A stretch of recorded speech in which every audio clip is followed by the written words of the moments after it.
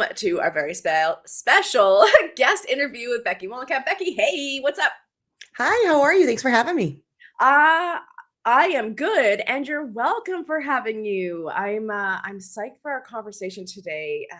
As a fellow anti-capitalist entrepreneur, this is an interesting topic when we get into how we build an anti-capitalist business, if it's possible to build an anti-capitalist business, and the realities of surviving capitalism when we live in a capitalist nation, and just all the juicy things that you have to share with us today. Friends that are joining us live, welcome. Friends that are watching the replay or listening to the podcast, hey, what's up? We welcome all questions and comments, whether you're watching live or you want to type them in after. We will definitely come back and respond. But first, Becky, why don't you tell everybody who the heck you are? Hello, I'm a feminist business coach in St. Louis, Missouri in the USA. And I'm a business owner. I run the Feminist Podcast Collective. I also have a kid and a cute dog who's running around, hopefully not too noisy.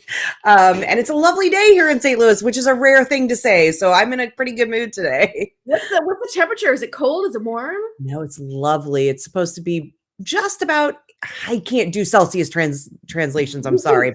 We can figure it out. What is it in Fahrenheit? 80 degrees Fahrenheit, sunny. Oh, that's good. But there's also going to be a breeze, which will help keep it cool. And the humidity hasn't kicked in yet, which is huge because You guys get a lot of humidity. Oh, it's miserable in the summer. Yeah. Yeah. That's so here is beautiful blue skies, but it's cold.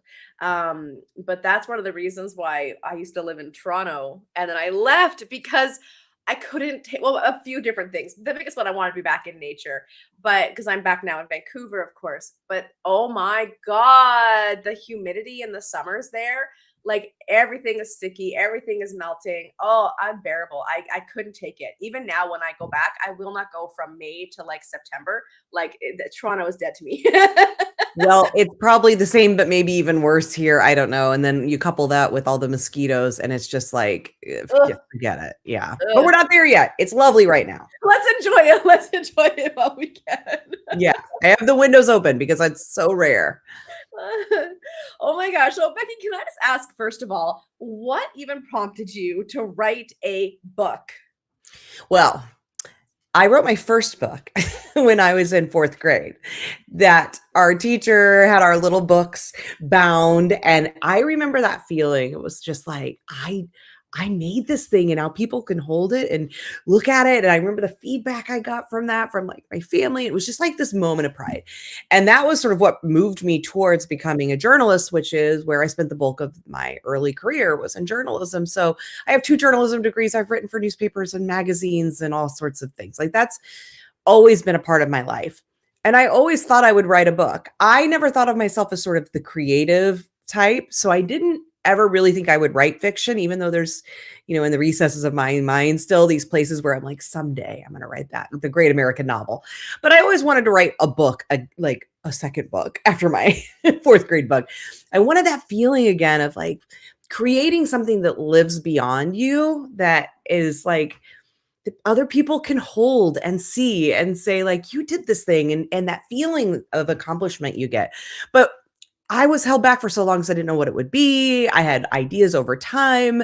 I even had a publisher approach me once, and I sort of thought through what would I want to say, and nothing ever felt quite right. And then I turned 50 and I was like, I really want to write a book. Like my thought was I want to write a book by the time I'm 50. And that expanded to like, can I at least write a book before I'm not just 50 anymore, right? Like at least before 51. So I can still sort of say I wrote a book by 50. And so I just got a little more serious about it. Like, okay, I want to do this thing. And I had gotten to a place where what really mattered to me and my view on the world was getting more clear. And I think I had been waiting until it was crystal clear, AKA perfect. Yeah. And I had to free myself from the belief that that was ever going to happen. Because if I had written the book I wanted to write 10 years ago or 5 years ago, I would be embarrassed by those books now, probably. There's a good chance in 5 to 10 years I'm going to be embarrassed by this book. But I had to allow myself to say, that's okay. And this is important enough to me. And I want to meet this goal. So I'm just going to do it. And I finally just did it. That is fantastic. And I have multiple follow-up questions, but I wanted to say that is such a thing in creative spaces, right? Where we say, if you don't look back at your like original OG content and it doesn't make you cringe, you waited too long. Right? And so that always kind of gives me solace or bravery to be like, just do it. You're gonna look back and cringe. That's okay. Everybody does. And I so get that. I I want to write books a million times. I want to write books, but the books I want to write are more so around like social psychology and like culture and those kinds of topics. And I attempted to write a business book, like a book around my process of sales and business and whatnot. And I was working with a book coach at the time, and I got it maybe 2/3 done, and then I gave up. I was like, I hate this. I hate this process so much. So I have to ask because I have so much respect for people that write their own books. What was the actual writing process like for you? Because I remember many canceled meetings, right? Because you're like, Lindsay, I'm so sorry. I just have to get this done, right? Like it is full on. Well, I also think some of that is my like ADHD brain and hyperfixation. And once I Yep. get into something, I can really get into that, which can Yep. be a real great thing and a bad thing in many ways. But one of the ways that's really helpful is that hyperfixation allowed me to really plow through it. The other thing that allowed me, because I wrote the book in about 3 months, which is really quick for writing a book. But there are reasons. One, hyperfixation. Fantastic. I was really zoned in, and it was how I spent the bulk of my time. My income for last year reflects that because I really just got really laser focused on just doing this for 3 months. Mhm. But the other thing was I finally freed myself from this belief I had that to write a book meant I had to have a long form narrative that was like 80,000 words from start to finish, and everything was like so many books are written, right? Where it's just this long form narrative book. And I started to realize, why is it that I think it has to look that way? Because I'm finally getting to this place in my life where I start to question, who made me believe it has to be that way? Why do I think it has to be that way? What would I rather it be? And what I realized when it comes to business, like for fiction books, I love long form narrative. But for me, for the most of the time when I'm reading a business book, especially one that's more action oriented, I like skimmable copy. I like digestible copy. I like tips and quick hits. I like things that I can sort of take action on. I like shorter chapters. I just like things that I can consume more easily because I don't want to spend a year reading your business book. I don't have that kind of time or interest, frankly. Yeah. So I gave myself this permission to say, I don't have to write my book in 80,000 words, like from start to finish. I can say, what are the things I want to talk about? And how do I package those in a way that becomes honestly sort of wash, rinse, repeat. So the chapters mostly follow the same sort of formatting, chapter over chapter. And I broke it down to like 25 topics, basically, I want to talk about. And they're all 6 pages and they're real quick and they are chunky and it's easy to read. And it was easy to write because of that. And a little secret that real authors will probably cringe or freak out at.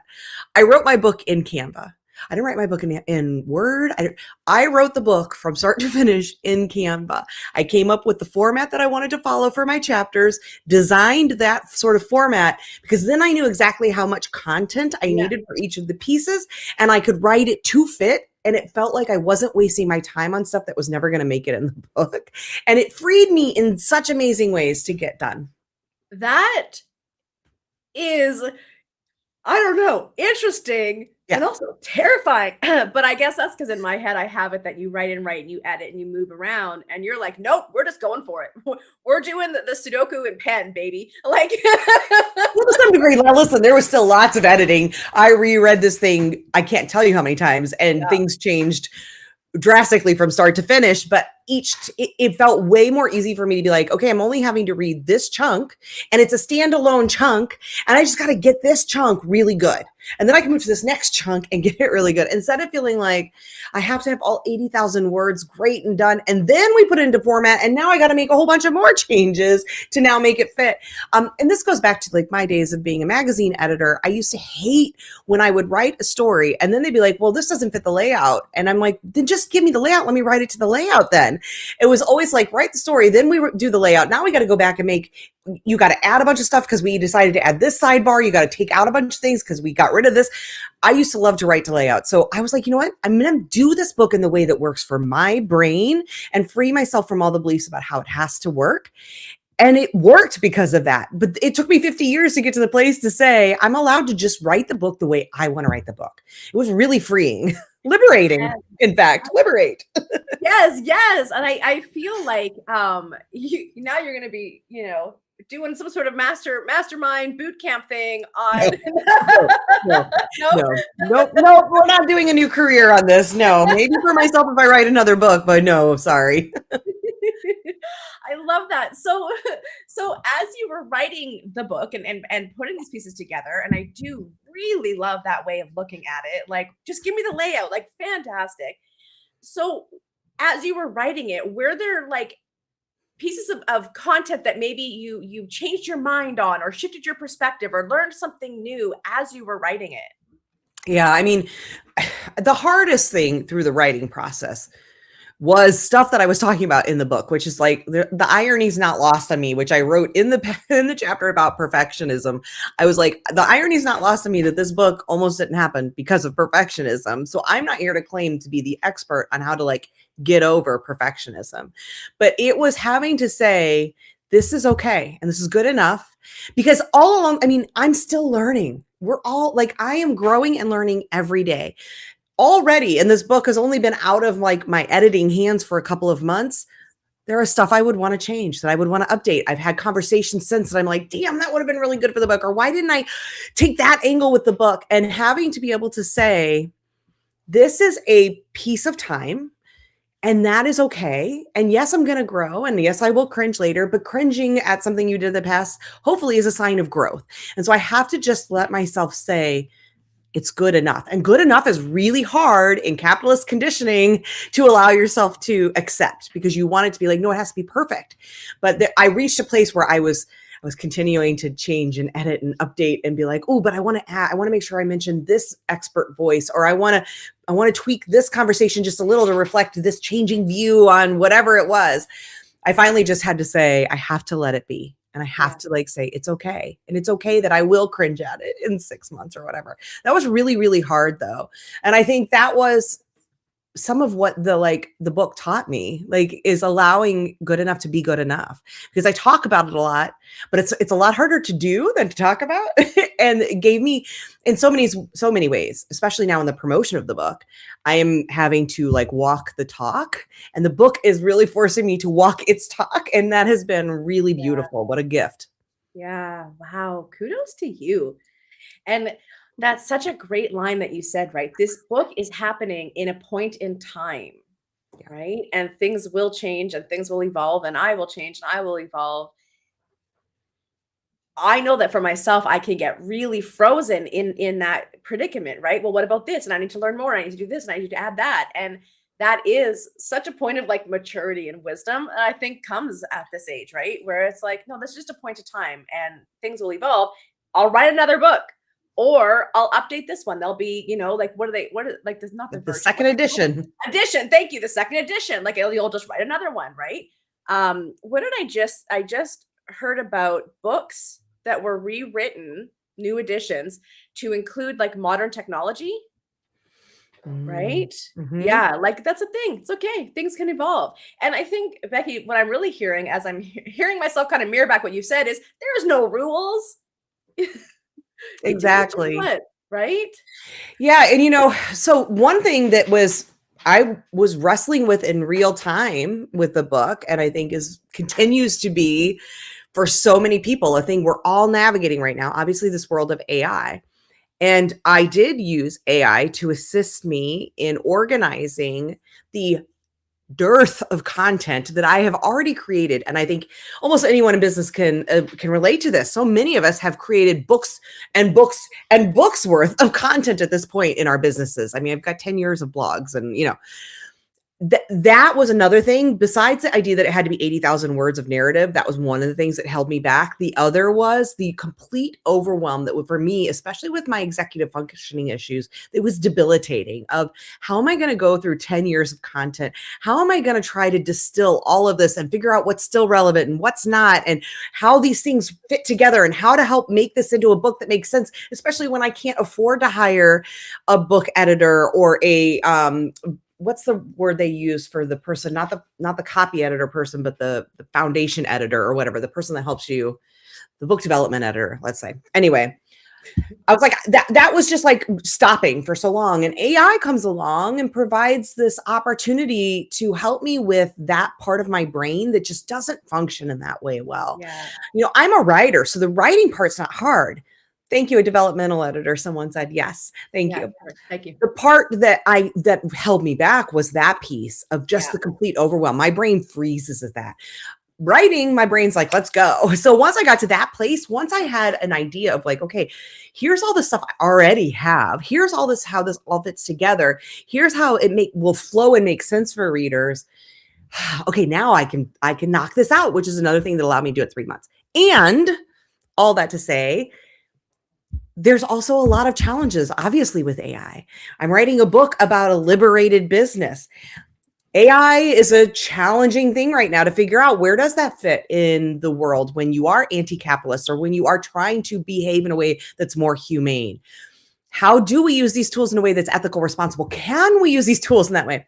So where I landed on that was I have an AI statement in the book in the very beginning, in the introduction, that talks about my use of AI in the book, the carbon offsets I'm buying to try and help to, at least in my small way, offset the cost of some of that, but also acknowledging this book wouldn't exist if not for these tools because of the way that my brain functions, and that I do think AI can be a tool that helps with people with different abilities and different, disabilities being able to show up and create things they might not otherwise have, but also recognizing that there are many people for whom AI is just a no-go. And that's also fair, right? But we're all sort of having to navigate this in real time. And that was a real time grappling with where do I stand on AI? And since then, that also helped me. I've added an AI policy to my business website to help people understand where I'm at right now, and recognizing 6 months, a year, definitely 5 years, I will probably have landed in a very different place around AI, right?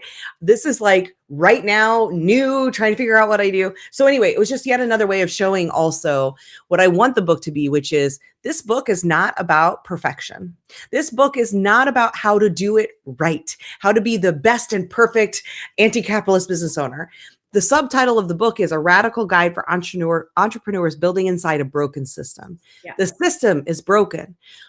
We can't be just, there's no ethical consumption under capitalism. We can't be perfectly ethical inside of an unethical system, and we can't opt out of that system. We have to exist inside of it. Like, it is just the reality we live in. So we're all every day in our businesses having to make really difficult choices where we can be more humane, show up more ethically, where maybe we can't, or where we're not yet able or ready to, for whatever those reasons are, financially, access, whatever it looks like. And so I'm hoping that by showing some of my own real challenges around some of these issues as they're coming up and where I land, which isn't perfect, but it's also not, without acknowledging and without grappling with the thing, that kind of shows people what the ethos of the book is.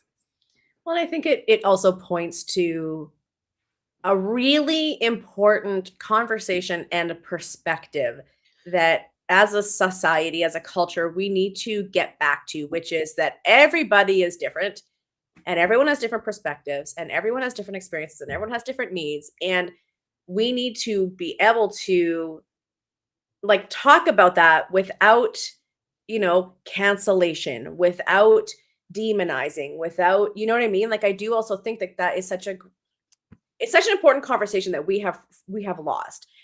Even on my website, if you go down to the values, it's like we welcome diversity and embrace conflict. Like this is an important thing where we're able to have conflict and see things differently, and that doesn't make us mortal enemies, it makes us people, right?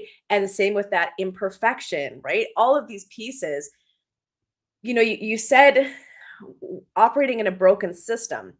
Well, the system actually isn't broken. The system is functioning the way it's designed to function, right? And I know you Very, know that. yeah. What that tells us is that so that we can't fix it, we have to create something new, right? So how do you see and to my point, sorry, about the like the conflict and this divisiveness, this canceling of culture, this inability to talk about people that have different opinions can't talk, I do think that that is a result of sort of late stage capitalism, and it is serving to create more isolation and divisiveness, which means a people united can create change, right? I know it's a fancy quote there, I can't remember right now, but a people separated, we can't do anything, right? And so again, there's the function of capitalism and how we operate within that and also outside of that. But there is also that like cultural human to human awareness that we have to foster of being on the same side. I want to talk about this one quick thing and then I want to come back to the book. But another book that I really love, have you read Survival of the Friendliest? No, I have not. Oh, it's fantastic. I And it love books. talks I love a book recommendation. it's one of the top books I recommend, and it talks about how human beings in our evolution, we have this hormone called oxytocin, right? And this hormone is what bonds us to our family, the people that we see in our tribes, in our communities, and it's what bonds us and keeps us strong and to help we develop empathy and collaboration. And then anyone that we perceive outside, that same oxytocin is very naturally others people and can see that as a threat. So this way that we other is actually not unnatural. That is actually kind of how we operate. And so we have to know better. We have to be seeking to expand our tribe, expand who's in our circles, not put up walls and continue to other. That's how we're going to start to get on the same side and be on the same side and collaborate on a global, stage so that we can actually impact change. You see what I'm saying? 100%. There are this. I just saw this today. In fact, I had seen the US stats, but I didn't know the worldwide stats. So there are 6,600 people in the world, 6,600, who own, if you hold on one second and get the exact number, but they are responsible for or own like 90% of the wealth, right? And it's like the number of people that actually are making like 60,000, I say 6,600, sorry, 60,000 people own 3 times more wealth than the entire bottom half of humanity. Yeah. So 60,000 people, and we're talking on a planet of 8 billion, 60,000 out of 8 billion. So it's 0.00001% of people that are like hoarding and denying, extracting from and denying basic needs being met for half of the world. And that it reminds me of what you're saying, because if that half of the world could set aside all the other things and recognize, hey, the one thing that really unites us all is that these 60,000 people are making all these decisions that affect our lives in really negative ways, and yet we outnumber them by literal billions. We could make any change we want, right? But those 60,000 people also own media. They own corporations. They own a lot of the government. They own key pieces of the structures that encourage, and not just encourage, but like actively are participating in making sure, we've seen the farms of the social media places that are out there. They are making sure that we hate each other, that we don't find the parts where we actually could open up our circle and make that change for the exact reason you said, because they have to protect them. They want to protect themselves. That is the way the system functions, right? It is divide and conquer, divide and conquer, divide and conquer, right? So where do you see entrepreneurship playing a role in shifting that?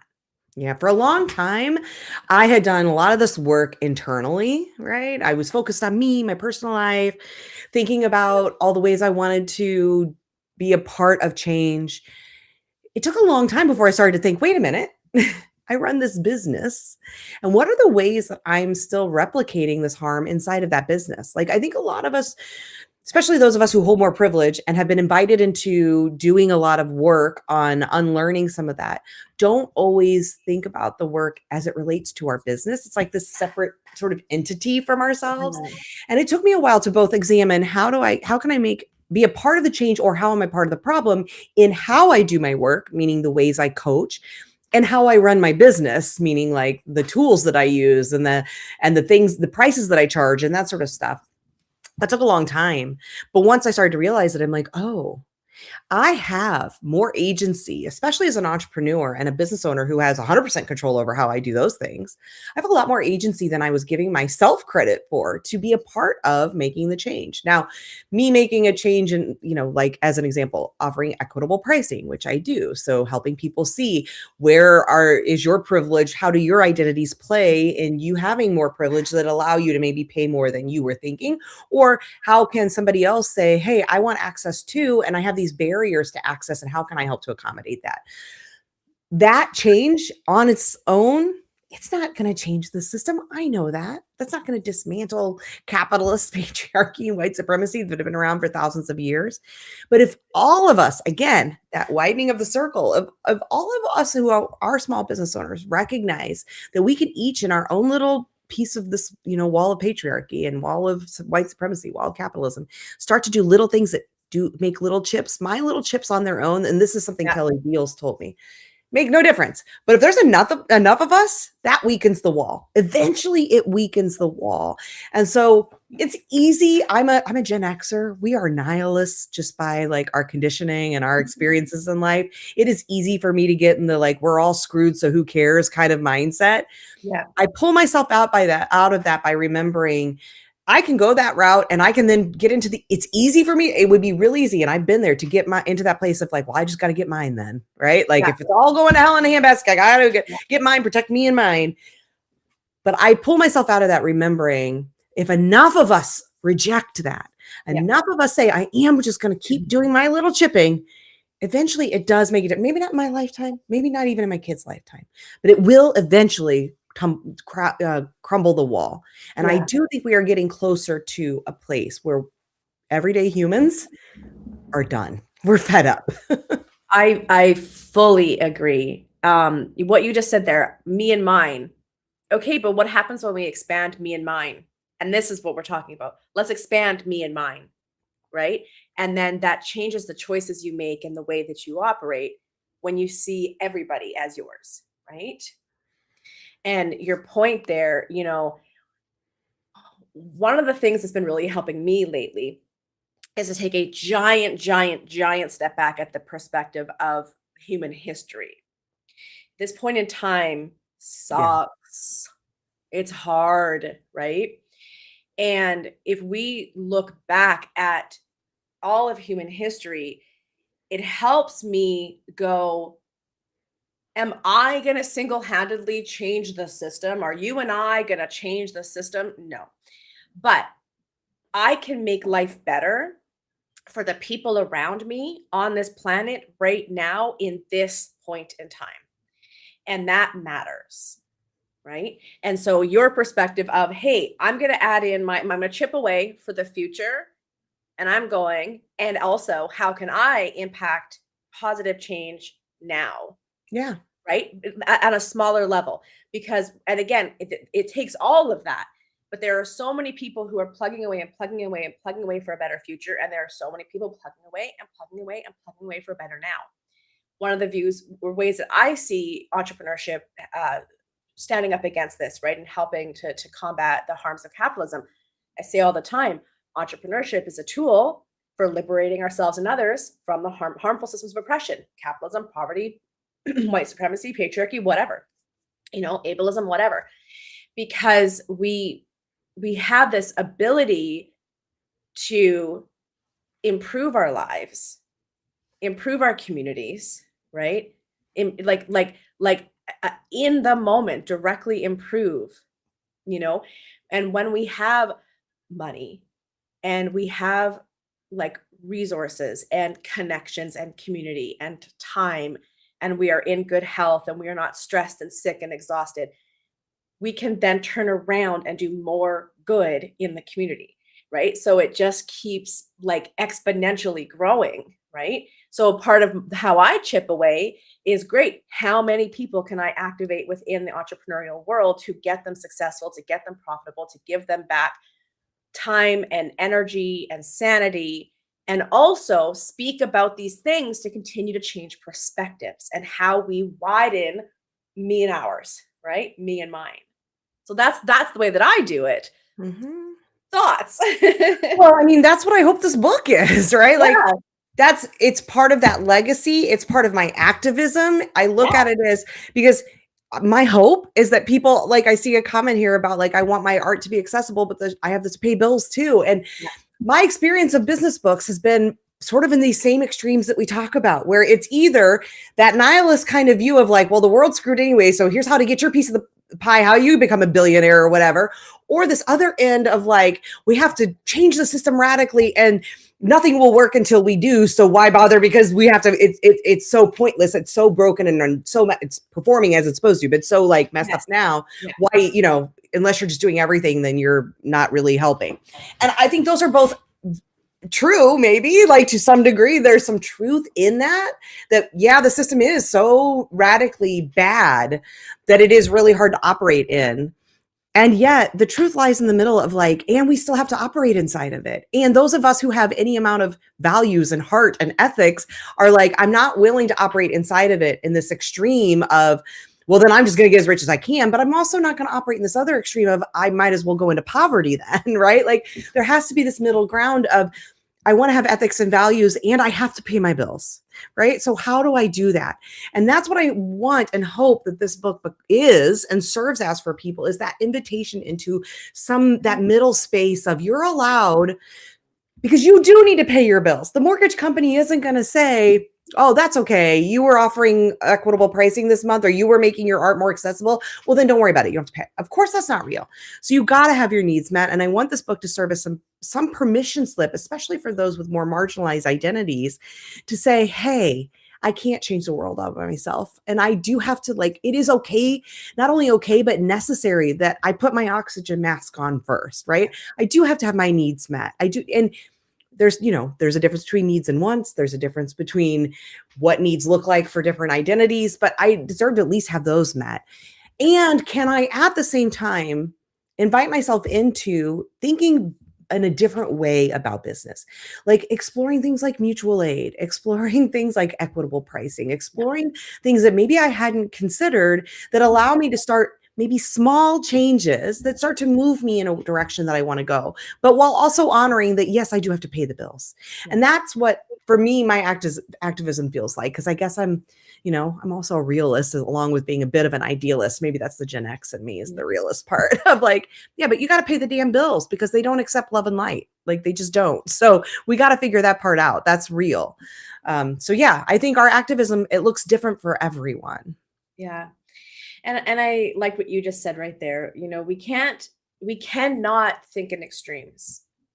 We cannot, because as long as we are thinking in extremes in black and white in that rigidity, we do not see the room for creativity in the middle, as you said, and being creative. So I have gone down the accessible pricing, choose your own price route. And I found that didn't work because people would always choose the lower price. And then they would tell me how they had gone and invested in more expensive programs. And it's like, okay, well, this clearly isn't working because people are not honoring the essence of why they do this. If they can afford more, they should have paid more. That's not going to help me pay my bills. So we're going to look at this differently, right? And so now when I work with folks, I'm really thinking about who are the people that I want to work with and support that are able to, they have the sales revenue to be able to invest in my support. And for folks that are too new and don't have the money, and I'll always say, go get a job, is if you can, please work because your business is going to take money. Your business shouldn't pay your bills in the beginning. It should pay itself. And you're paying into your business in the beginning, right? So get a job if you can. If you can't, you'll have to figure that out. That's not my job. But I think that's a big thing that I've had to let go of. Like, that's not my job. That's not my Mhm. job to figure out your life. It's impossible. I've tried, and there's too many people, and I can't figure out your shit. You got to figure it out. But I do have accessible pricing options for folks that genuinely are very, very brand new and don't have the money. Great. Very, very inexpensive support over here. Come and grab it. For folks that have the money, they're ready to invest in something bigger for bigger growth, we got something for you over here. And the other thing I do is I partner with organizations where people can get in those organizations, apply to go through the whatever, and they can get access to my programs and me for very inexpensive. So these are the different ways, the different sort of levers of accessibility that I have found so that I can support the people who have the money and I can thrive, and I can support the people who don't, and they can get going until they can get to the point of thriving, and partnering with organizations, right? So that the organizations can foot the bill for people, right? So again, we cannot think in rigid terms. If I only ever thought I have to make this accessible to every single person or else I'm unethical, then I can literally not survive. And then if I'm not surviving, how can I change the freaking world? And so I think that that's also an important just reality. Like you said, it's not even just the paying the mortgage, but it's like you have to be well resourced to make a positive impact. And if there's any guilt around that, that is really worth investigating. I think of that phrase, you cannot keep others warm by setting yourself on fire, right? And so it is complex and nuanced. And how do we survive and how do we thrive in a capitalist state while being as ethical as possible, while still making sure that we are able to thrive because we deserve to thrive? Do you think that that is a difficult phrase to say? I deserve to thrive within a capitalist system. For sure. Yeah. Particularly for people who have the most overlapping marginalized identities. Mm-hmm. The fewer that you have, usually the easier it is for you to do that because you have evidence that it's possible, right? Yeah. You've seen it. You've either been very close firsthand to it or you've had the experience yourself. So you know you can thrive. Maybe there's some barriers. Maybe if like you're going through a hard time, whatever, but you've seen people who look like you, have same experiences as you know people like you, maybe even you in the past have had that experience of thriving. So you're like, of course I can. Yeah. The more marginalized identities you hold, the less likely you are to have seen somebody who looks like you thriving or to have had that experience yourself, right? It's far less likely that you know that that's possible. And in fact, to the contrary, you probably have plenty of evidence that it's not possible because you haven't seen that being possible, right? And so when you don't have that experience either firsthand or something that you've seen close to you, then of course you don't believe it's true. And the challenge and what I try to talk about in the book too, again, acknowledging, and I acknowledge in the beginning of the book, the lens I see the world through, that I have blind spots. I necessarily have blind spots because of my identity. But I also try throughout the book to acknowledge both the sides of privilege of some of these issues and the sides of more marginalized identities on some of these issues, because you can be talking about the same thing and it's radically different. So thinking about thriving and just on the wealth experience, because believe me, I also understand that time is an asset, joy, rest. These are all assets too, but we'll just talk about wealth specifically. When we talk about things like scarcity and abundance, if you're talking to somebody who holds more privilege, the challenge for them, you shouldn't be challenging them necessarily to think, can you have more? The challenge becomes, can you interrogate where you've already been made to believe you're entitled to more? Yeah. That you're supposed to have more, right? That you should have more than you need, more than is comfortable. And again, I'm not saying that you should have to not survive or even thrive, but where have you been sort of made to believe that your comfort is a right? Right? That you should be entitled to that. That's a very different experience to the people on the other side of that equation who have more marginalized identities. We're talking about scarcity and abundance. It's saying, where have you been made to believe that you're not allowed, you're not even allowed to have that it's not even possible, that's not even the world of possibility for you, right? That it's bad for you to want to not just survive, but to thrive, that it's somehow showing that you're weak when you have to ask for help, or a lot of these things that those messages get. These are two different sides. And unfortunately, so much of what's out there is written through this white privileged lens that then is compounding harm on people when they're reading these messages. They should be wanting more when they're sitting here going like, I've never even been allowed to believe that it's like, that it's ethical or okay for me to want those things, to even want to like thrive, let alone like have comfort and above and beyond. So I just think it's important that we remember those sorts of things. And what I try to do with this book is to speak to both of those sides of all of these equations, because it's different. Can I imagine thriving? Heck yeah, I have thrived. I've lived there. I've been in that part. And I have plenty of evidence all around me of what it looks like for someone like me to thrive. So yeah, it's easy for me. But is it easy for everyone to believe that? Hell no, it's not, because many people have the lived experience and historic legacy of experience that it is not only not likely, but just not possible for someone like them. And for those people, the invitation is, can we start to believe that it could be possible and that you are allowed that? Yeah. And you said, remember, you used the term remember. Can we remember, what's possible, remember what our privilege is and whatnot. And it's not, for a lot of people, it's not even remember. It's, can you investigate beliefs that you might not even be aware that you hold? Yeah. One of the things I've been really pushing up against and kind of getting vocal on is the way that a lot of business advice is very gendered. And typically, when we see, and I'll speak to the binary for right now because that is how most of us are socialized. We are primarily still very much in a gender binary, right? And so when we look at men who give advice, especially to other men, it is like business skills, business literacy, business, tactical business strategies. And when we often look at women and gender diverse or marginalized entrepreneurs giving advice to other women, gender diverse and marginalized entrepreneurs, it is often mindset and pep talks and narrative storytelling stuff, but no actual business literacy. And so you see it everywhere, the podcasts, the books, the accelerators, the conferences, just everywhere you go. It's just mindset and storytelling. And that is important, but changing your mindset doesn't matter if you don't have the actual skills and business literacy to go out there and succeed as a business owner.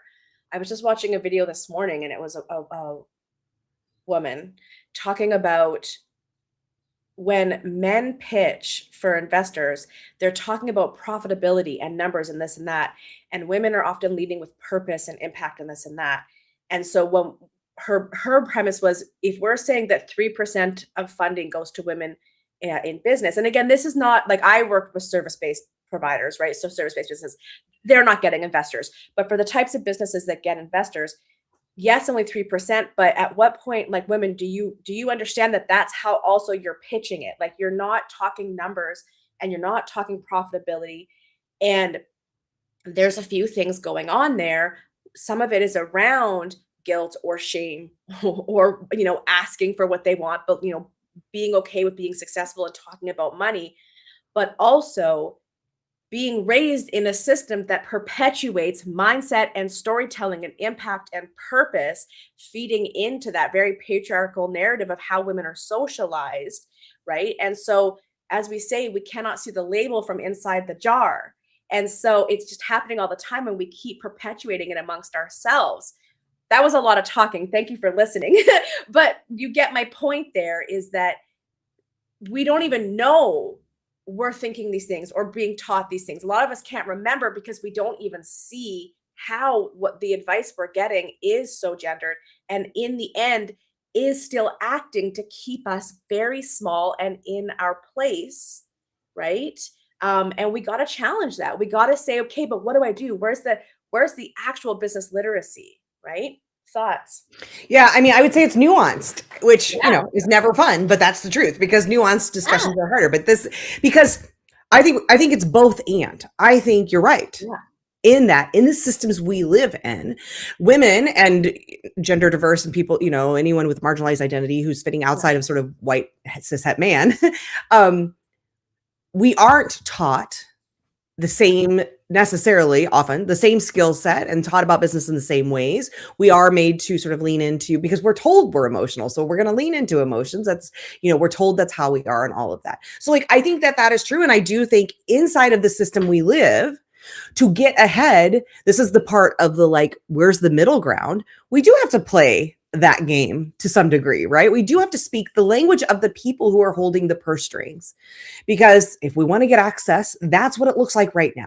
Okay, so that is all real, and I think valid and important.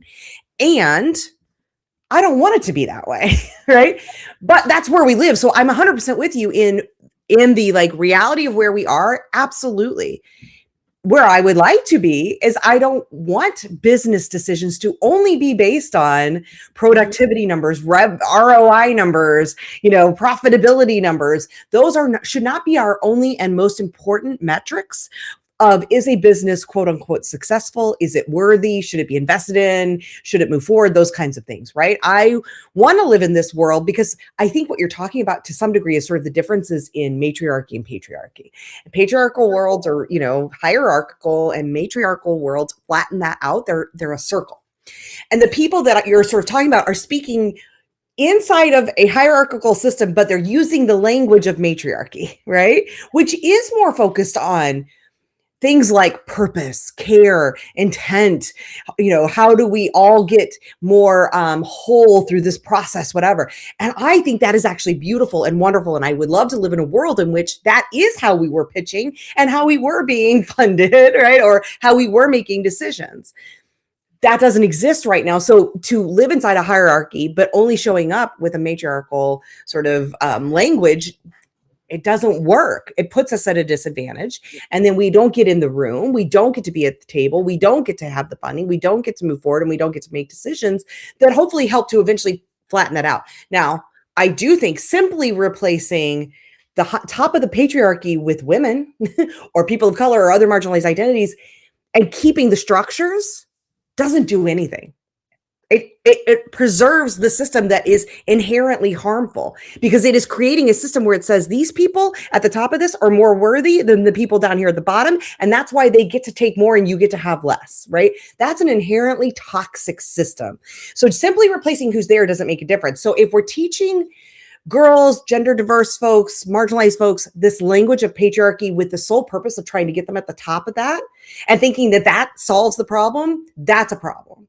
I know that's not what you're saying, but like, I know that that is for some people out there who are like, yeah, that's the answer. That's not the answer either, right? So the nuance of it is it's both and, because we currently exist inside of this system. I want to get to the matriarchal system, but we can't be using the tools of matriarchy to dismantle patriarchy. We have to kind of use some of their tools while also knowing that ultimately we're trying to build this other new thing. If we lose sight of the building the other new thing, though, we're not helping anyone ultimately. What I'm hearing you say is, friends, you got to tell them what they want to hear and then do what you want to do anyway.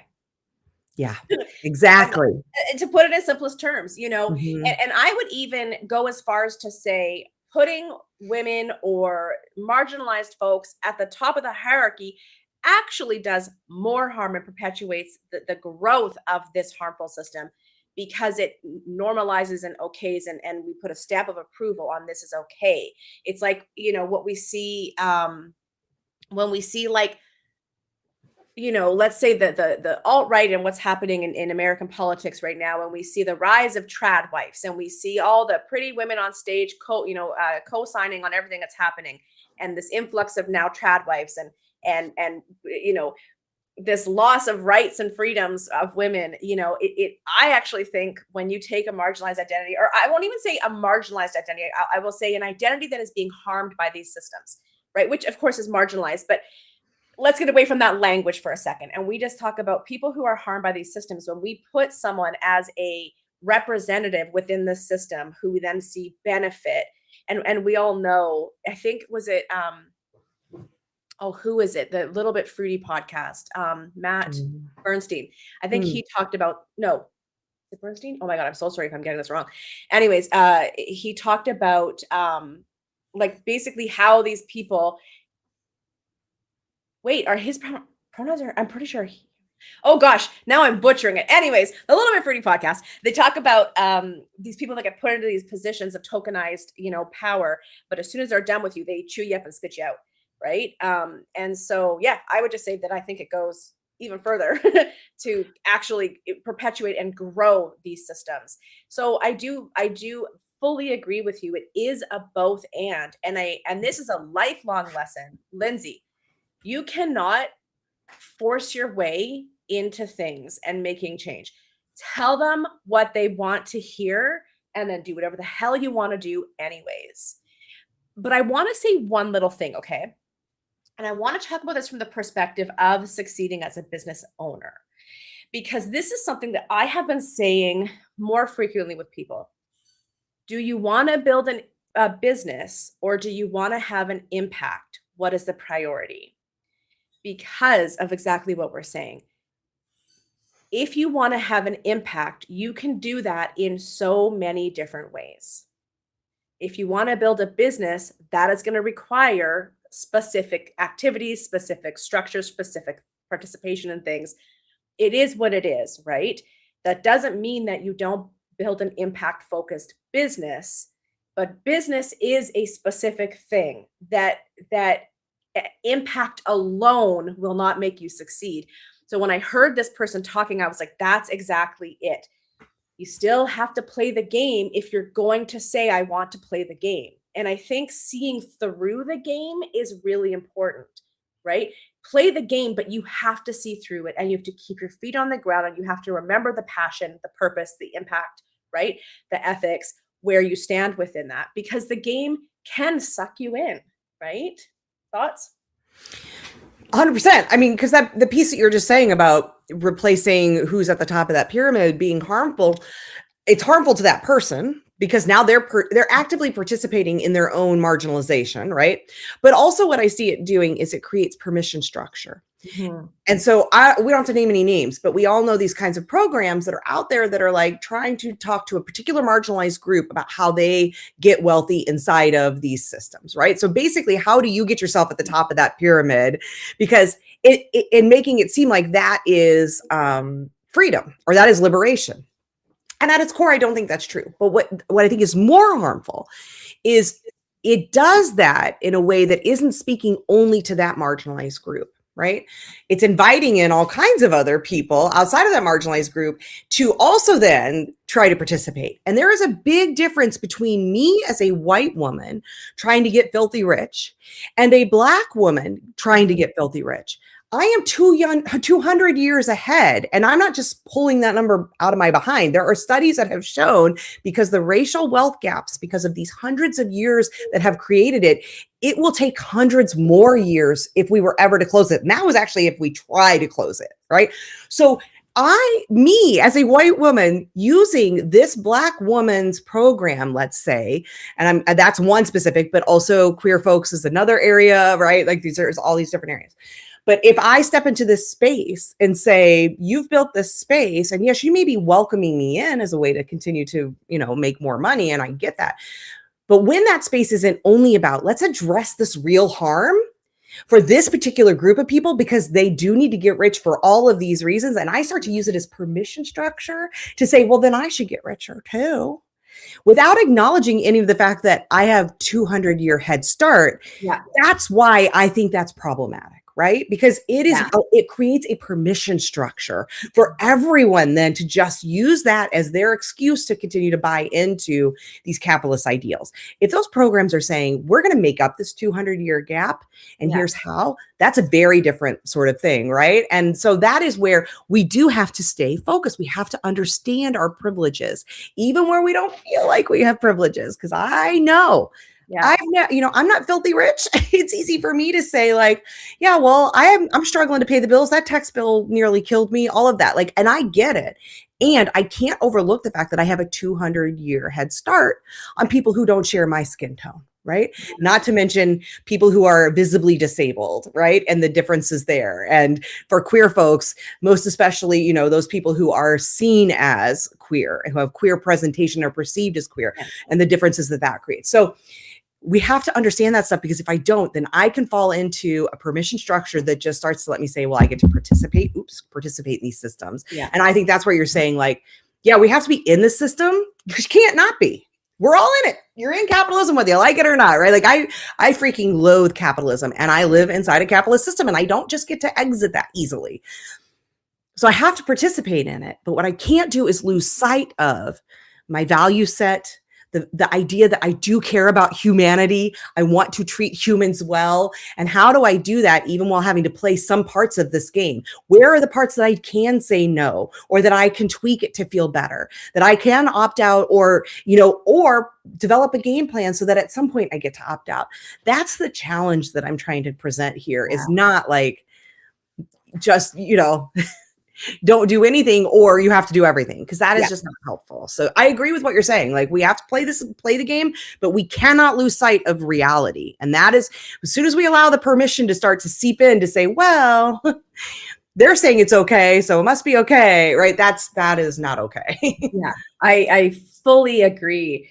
Listening to you is reminding me of a person um, during the sort of the height of the pandemic.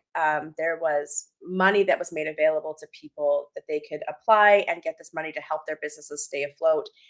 And they were asking me, should I apply? And I said, well, do you need the business? Because they were feeling a little guilty. And do you need this money to be able to keep your business afloat? And she was like, yes, I do. And I said, okay, well, then that's what this fund is for. So apply. And so she applied and she got it, and la-di-da. Later, I found out that she had $1 million in savings and multiple Airbnb properties that she was renting out for a profit. Man, I was I feeling got that money here in the US. We had that. I don't know if you're talking about in Canada, but here in the US, we had a yeah, similar thing. yeah. And I got that. I think I got $8,000. Mhm. My family couldn't have paid the bills if I hadn't got, I mean, I was in a deep, Yeah, scary place of because I had eaten through any amount of savings I had, and business was not what it was. I didn't know what I was going to do, and that saved me. And as I began to learn, and I think as so many of us who needed that money literally to not have to like lose our homes, yeah, as we started to learn more and more about the people who were using that money, and some just even more blatantly than having savings, where it was just like they just didn't need it, but it was like, well, that's there and I might as well take it. yeah. That's that. I agree with you. That's that permission structure where Yep. we can easily start to like, well, somebody else is getting it, or, well, I mean, it would be nice, and not without the true interrogation of what's a want versus a need, what's a real need. Like, that stuff's Well, scary. and who's not getting it because I got it? Who Exactly. might now be literally losing their business, losing their home because I took this? And not that everything in life is like a zero-sum game, if one person gets it, another person doesn't. But there are some cases where that is the case. And again, it was a cis het white woman, and I just just lost all respect. And I think that's also, like, again, what we're saying here, which is like, you need to constantly challenge that entitlement and your own responsibility to consider your privilege, and where maybe you sell a couple of your Airbnbs if you have to, like, and so yeah, that I it still irks me sometimes. I think about it, and I also felt very used. Like, I'm like, why were you using me to help you justify something that you knew was wrong? I think you know why. Yeah, well, no, I know why, Yeah. and it's just Because like, you provide that same thing, that permission structure, because yes, you have identities that allow you that, like, if you say it's okay, well, then it must be okay, right? Yeah, yeah, exactly, which is oh, horrible. horrible.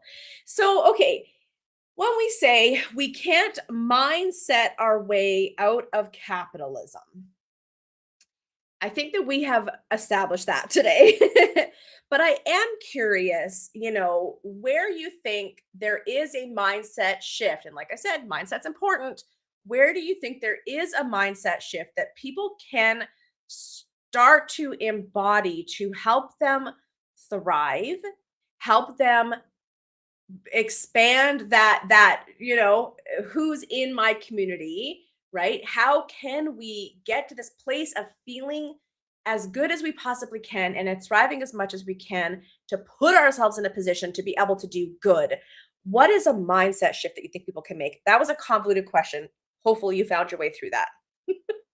I don't think it was that convoluted. I just want to share in the book, there is on, where's my camera? There. There's the feminist business coaching model, the feminist coaching model. Because I think many of us are familiar with CBT, cognitive behavioral therapy, and the ways that that has been used in sort of the white lady mindset space as this sort of change your thoughts, change your life sort of thing. And I took time to say, to go through the steps of that, which is, the model is basically this. There's a circumstance. Whatever the thing is, something happens. I have a thought about it. And the thought that I have about that creates my feelings around it. And then whatever I'm feeling is the actions I take and then leads to a result, right? So that's CTFAR, which is what cognitive behavioral therapy is about.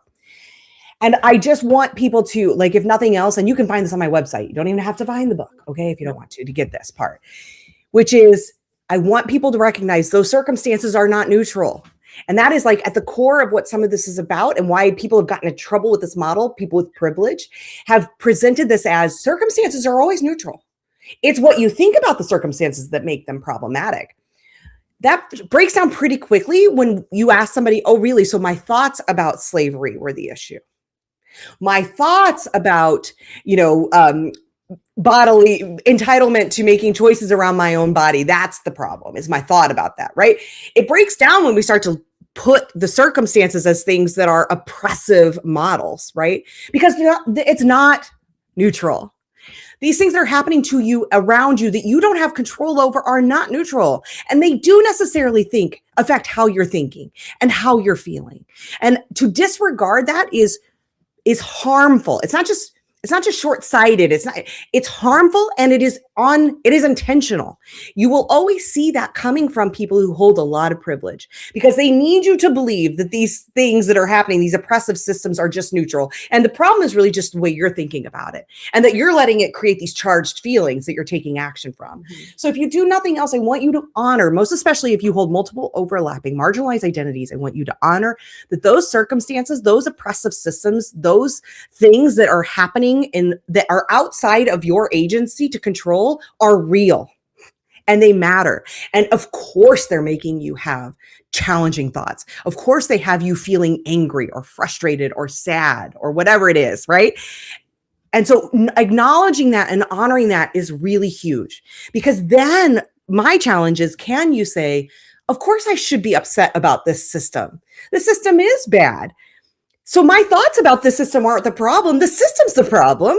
And of course, it's normal that I should have this thought about this, and that I should be feeling this way. Can I then sit with those feelings?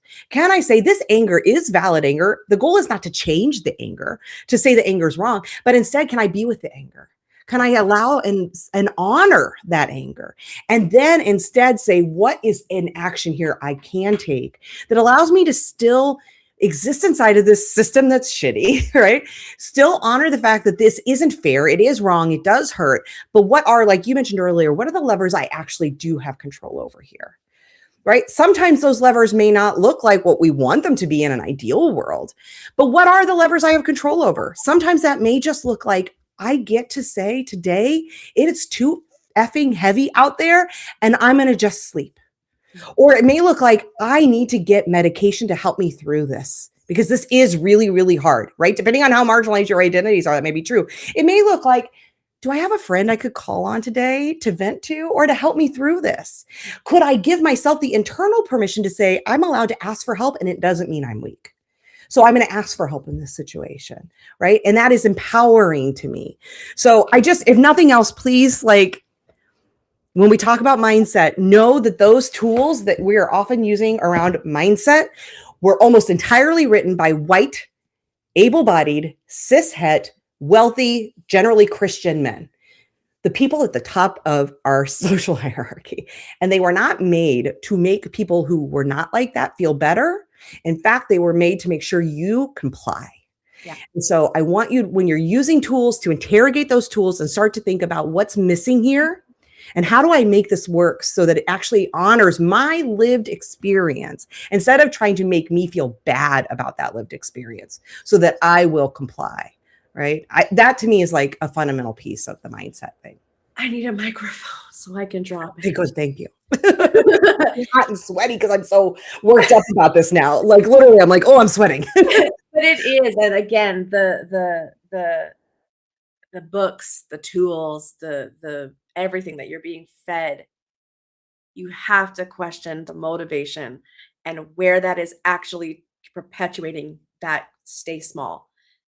Stay, um, I need a moment. That was amazing. That was Thank amazing. you. I'm like, I've Um, turned on my desk fan because I got myself I so worked up, know. Lindsay. I'm I so was worked. like, what is I'm it? just No, really no. passionate about this because the book starts with mindset for that very reason. Because Yeah. I think too often in the business space, especially this online business space, we people who have multiple marginalized identities, even one, whatever, but the folks on the margins are made to believe they are the problem, and you are not the problem. Your circumstances are the problem. Yes. Racism is the problem. Sexism is the problem. Homophobia is the problem. These are the problems, not Yeah. you. And so it's not, but I'm not challenging you to say like you can, that means we just give up. But it means, can I stop trying to fix me and stop and start instead interrogating the system and then figuring out how do I function inside the system, but without pretending that system isn't damaging me, because it Yes. is, it's damaging you. It's not fair to you.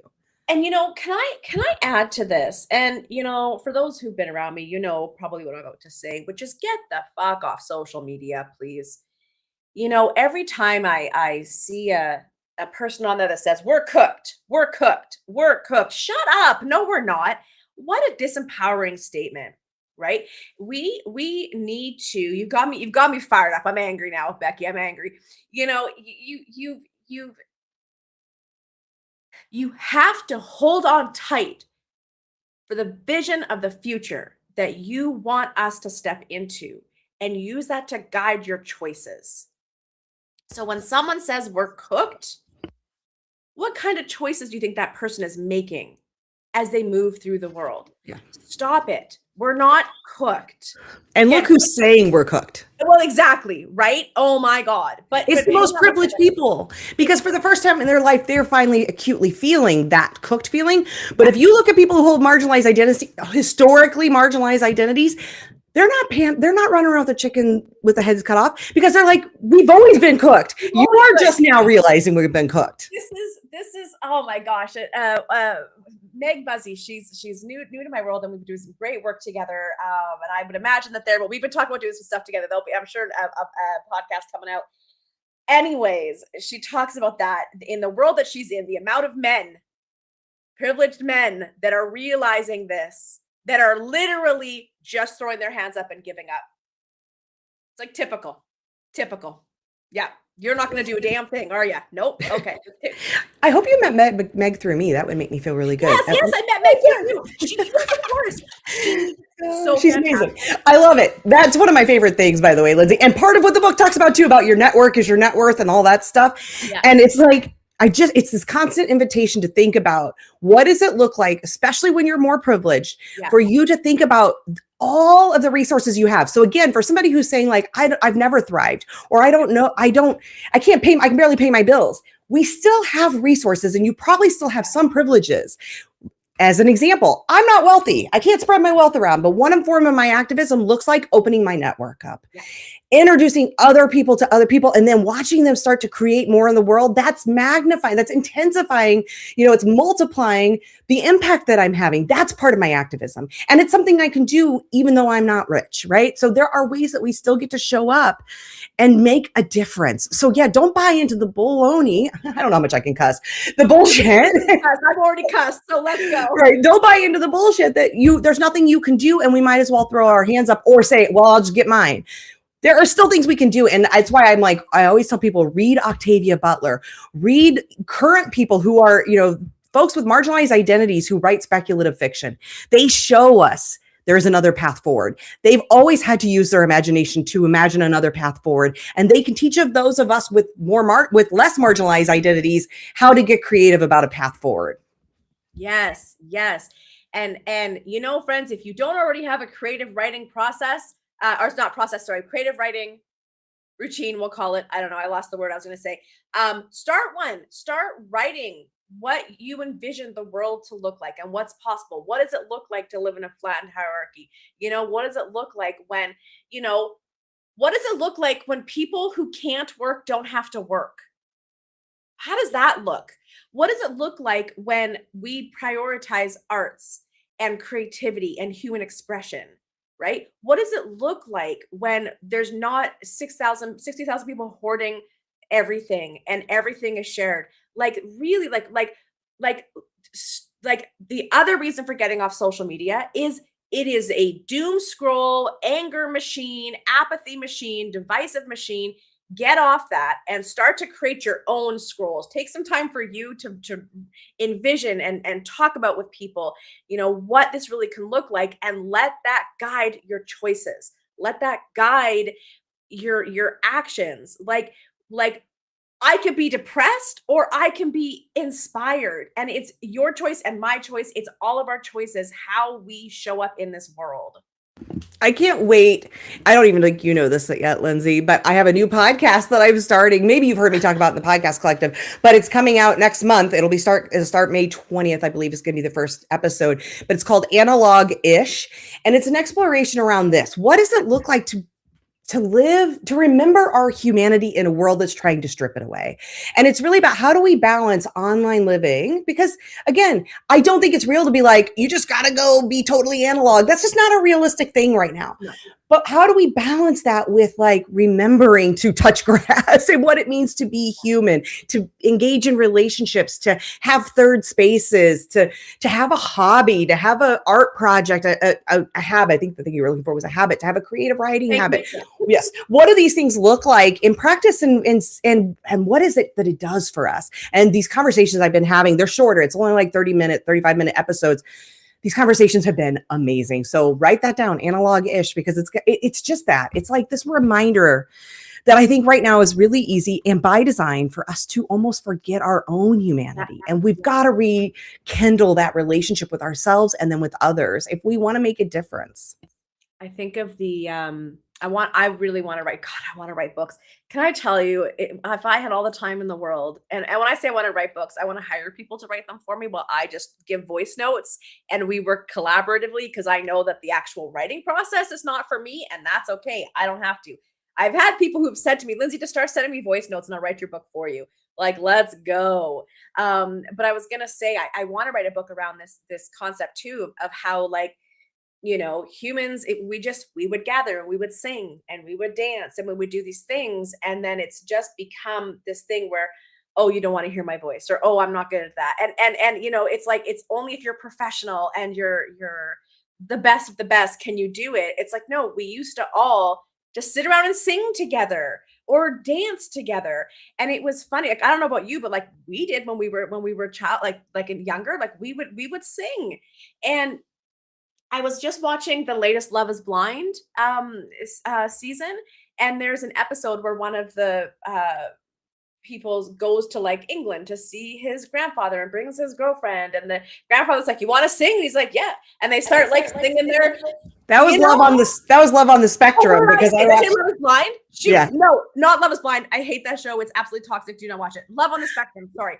Anyway, so I was watching Love on the Spectrum, and the singing happened, and they both know the words, and they're singing away, and clapping, and it's just like, yes, like what joy, what connectivity, what oh, so good, like bring it back. The reminder that we disregard people on the margins. We make them believe they are less than. And Love on the Spectrum is about people with autism, and we can learn so much from people on the margins. Yeah. That's where the creativity happens. That's a rejection of this culture. So if you want to look for what does life look like outside of the system, look at the people who have been living on the margins of it forever, because they've always had to do it differently. They can't make themselves conform to what it takes. So they show us another way. And I mean, I think autistic folks are an amazing example of that. Yes. Hell yes. Okay, I want to share some of the comments that y'all were sharing. And if anyone else has any questions or comments, please write them in right now. I do love, I'm so sorry, created by EJF. I'm so sorry, I've forgotten your first name. Let me know. It's Aaron. And I only know because Aaron, thank you. Aaron bought my book. I just saw. Oh, and I'm going to be mailing that out today, Aaron. So you'll get it soon. Heck yeah. So it says, I just keep my sketchbook in hand's reach.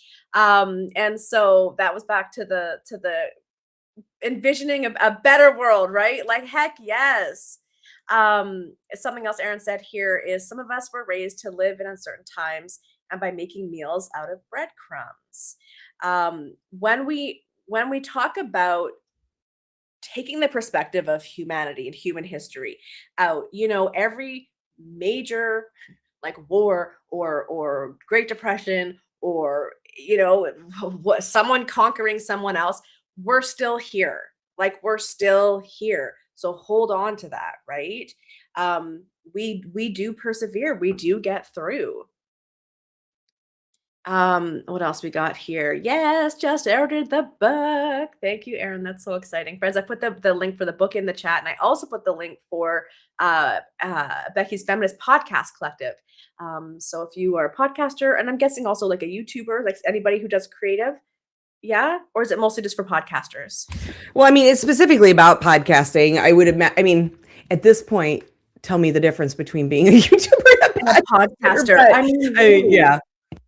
Right? So we have from Aaron here, my husband, white cishet male, is a mechanic, and the way people talk to him about his career is very different from how they talk to me or my daughter. I'm so curious how and to follow up. But Becky, have you noticed a difference because you've got a son, you have a husband, right? Have you noticed a difference in the way that they are talked to or treated versus yourself out in the world? I mean, yes. I mean, and both good and bad in that. I just had this conversation yesterday with somebody who was saying her husband is a stay-at-home dad. And when he goes to the park with the kids, he can feel the tension from the moms that are there of like, who's this man alone in the park with kids, right? And he feels judged by it. And of course, I can understand that. So that's like the good, the bad of it is like, I understand that we are treated different in that my husband he's 6'2", he's a big guy. He's seen as a threat, right? Yeah. And I could see where some men might be like, oh, that's not fair. And I have to remind, like my job yesterday was to remind this person, like, make sure you remind your husband that he also gets to move through the world with such a different level of freedom. My husband and I have these conversations a lot where he moves around the world without a lot like there's no tension in his body. He's moving around the world sort of feeling, again, not only is he a white man, he's a very large white man. Yeah. So he moves around without a lot of tension. I was just this morning thinking, I was at the gas station and remember, like I notice, and I know I'm not alone in this, everyone who has marginalized identity can relate to this. My head's on a swivel at all times. I know who's where. I could, like, if the police were to come in and say, tell me what happened in this space, I'd be able to tell you who was there, give a description of them, kind of what their movements were, because we're always having to track. There is that level of awareness of safety at all times that someone like my husband doesn't have to even experience, let alone how people are talked to. Yes. Like I see the way his male friends will talk to him and then have conversations with me. And, a lot of the jokingness is gone. The like sexual innuendo things that might show up are gone. Like it's a different type of conversation. So absolutely. Right. It's like you say, moving around without the tension. It's like, yeah, you get to move around with safety. I was having a conversation with one of my guy friends the other night, and we were just talking about, what did I say? It was something around like the invisible labor, and he kind of was like, "Do you think that like women have more than that men even notice?" And I kind of just looked at him like, "Are you asking this question for real? Like, is this a real question?" And we talk about invisible labor and we talk about mental load and this and that. And I think that men also, like, they literally don't know. They don't talk about it. They don't see it. I'd recommend that you pick up the book Fed Up. It's another great book. Have you read that one? I have not, but I have not. My mind's perimenopause. Anybody who's I'm also like sweating, like my fan, because I'm like, oh, perimenopause. But there's so many great books about that, and it's just hilarious to me because the part that made me laugh is like, is there stuff we don't see? That's why it's called invisible. Like, duh. Yeah, you don't see it. I just wanted to tell Becky Hebert, I believe, if that's your name, who said, is there a way for Canadians to buy a print copy of the book? And the answer is there will be, but not right now. I just shipped one because somebody bought a bundle, and I do have these bundles available, and a client of mine's in Canada. So it was $30 or $26 to ship Yeah. And who knows when it'll get there. So I can't even remotely make money. So when Amazon, it'll be available on Amazon, bookshop.org, which hopefully you Canadians also use bookshop.org, Barnes I've and actually not Noble. heard of it, so maybe Oh, we'll see. Yeah. well, bookshop.org is an amazing alternative to Amazon that basically allows you to buy from, you choose the local indie bookstore in your area. Oh. So they support indie bookstores. The money that you from buying from them, the money goes to your local independent bookstore. But anyway, whether you can buy there, Amazon, Barnes and Noble, it will be available for international purchases. I just can't make that happen. So you have to wait till April 30th when the book's officially released. Anyone in the US can buy it now. If you're in Canada and you like to do e-readers, that is available now. So that's up to you. Oh, wonderful. Okay, good, good. So I wanted to share this comment earlier from Aaron that we are also told in business that our work has to be our passion and making money can't be the number one priority. And really quickly, I wanted to share my thoughts, and then I'm going to ask yours, Becky. But that is again, it's so false. Like yes, it's great if your passion and your work align, fantastic. But it doesn't have to. Your work is allowed to be your work, and your passions are allowed to be your passions. What are your thoughts on that? 100%. And in fact, I think sometimes money has to be the priority. Like, I think that's a real bypassy kind of statement of like, yeah, because that's just not the reality for a whole lot of people who are like, I got to make money. I got to pay the bills. I have to feed my kids. I'm a single mom with 2 kids at home and no other income coming in. Like, that is just not reflective of the reality of many people. And there is nothing wrong with saying I have to make money. Sometimes, like, I think bridge jobs, that thing that helps you sort of bridge a gap in your income, I think that is something that's honorable and that we should talk about more. The online business space really has done this horrible job. And again, look who's doing it, because it's always people with privileged identities, of making people feel bad about their lived reality of like, if you have to get a bridge job, you failed. That's not failure. It's honor. It is, I am taking care of the people in myself and my kids or whoever. Like, there's nothing wrong with any of that. I fully agree. I tell folks this all the time. If you know that your business is your future, that's what you're building towards. Get a job doing whatever to pay the bills. It doesn't matter. You don't have to attach your identity to your job. It's just paying the bills while you hopefully can save as much capacity to build the business as you can. When I was first starting, oh, sorry, Becky, what were you going to say? I was just, it's incredibly capitalist notion to tie our identities to our job, and by design, right? Because that's what makes us good workers. So so when I started my business, I knew, I'm like, I know what it's going to take to build this business. I can't hold a full-time job and do my business. I just know I won't be able to. And so I put a random ad on Craigslist at the time to say, hey, are you a busy family that needs help around the house? Like, I'm doing some career cross training. Let me come help you while I figure my stuff out. So apparently that's a nanny. And I was nannying a nanny for a few years while I was getting my business going. And it was perfect for me because it was part-time. There were lots of breaks in the day. So I would take the kids to school and then I would go have some meetings and I would pick them up and I'd make dinner and I'd go to an event. And it really actually worked really, really well for me. But I had to constantly fight the like identity piece, right? And the way that not the family I worked with, but certain parents of the friends' parents would look at me or comment things to me and it's like that. Okay, so I'm doing other people's laundry. What does that mean? It means fucking nothing. It means I'm doing someone else's laundry while I'm building my business. And you really have to challenge, again, identity and things meaning something when they don't, right? It means I am a human having to survive in a capitalist world. Like, yeah, and that's okay. This has been so great. I am so sorry to do this. I know, we need to go. We're talking way over time. I have another call in 6 minutes and I feel really bad because I'm loving it and I'm enjoying it, but I do have to go soon. No, this is fantastic. Plus, I got to edit this podcast, and so this is gonna be a long one. Friends, thank you so much for watching. I'm gonna and joining us, listening. If you're listening to the replay, I'm gonna again put the link. Here is Becky's book. Check it out. Here is Becky's Feminist Podcast Collective. Check it out. Becky, which was funny that you said something about not being creative. Becky creates a lot, and there's always cool podcasts and communities and things. You are an amazing human being.